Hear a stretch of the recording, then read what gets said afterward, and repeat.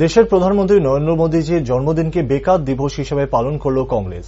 সারা দেশের সঙ্গে ত্রিপুরায় প্রদেশ যুব কংগ্রেস দলের পক্ষ থেকে প্রধানমন্ত্রী নরেন্দ্র মোদীর কুশ পুতুল দাহ করল। রবিবার আগরতলা কংগ্রেস ভবনের সামনে ত্রিপুরা প্রদেশ যুব কংগ্রেস সভাপতি রঘু দাস বলেন, চাচা নেহেরুর জন্মদিনটিকে শিশু দিবস হিসাবে, ডক্টর এপিজে আব্দুল কালামের জন্মদিনটিকে ছাত্র দিবস হিসাবে, ডক্টর সর্বপল্লী রাধাকৃষ্ণনের জন্মদিনটিকে শিক্ষক দিবস হিসাবে সারা দেশ পালন করে থাকে।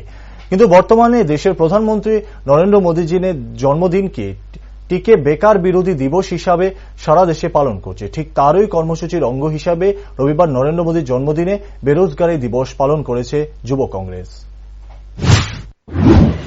আমরা জানি চাচা নেহেরুজির জন্মদিন চিলড্রেন্স ডে হিসাবে এবং ডক্টর এপিজে আব্দুল কালামজির জন্মদিন ওয়ার্ল্ড স্টুডেন্টস ডে হিসাবে, ডক্টর সর্বপল্লী রাধাকৃষ্ণজির জন্মদিন টিচার্স ডে হিসাবে আমরা পালন করি।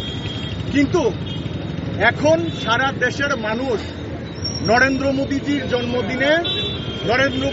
জন্মদিন বেরোজগার দিবস হিসাবে পালন করতে যাচ্ছে সারা ভারতবর্ষে আজকের এই দিনে।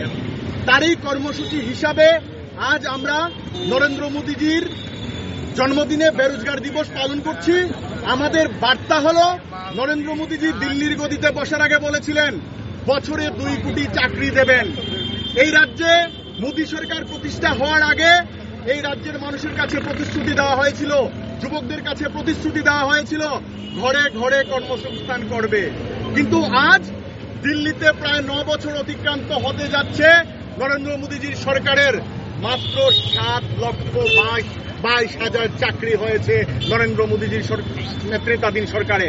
আর এই রাজ্যের বেকাররা, আপনারা জানেন এই রাজ্যে সেইভাবে যে এতগুলো শূন্যপদ আছে সেই শূন্যপদগুলো পূরণ করা হচ্ছে না। বহু বেকার হন্যে হয়ে ঘুরছে। সারা ভারতবর্ষের সঙ্গে পাল্লা দিয়ে যখন বেকাররাও আমাদের রাজ্যে যখন তাদের চাকরির দাবিতে রাস্তায় নামছে, তখন পুলিশ দিয়ে লাঠি চার্জ করে তাদের মুখ বন্ধ করার চেষ্টা করছে নরেন্দ্র মোদী নেতৃত্বাধীন বিজেপি সরকার।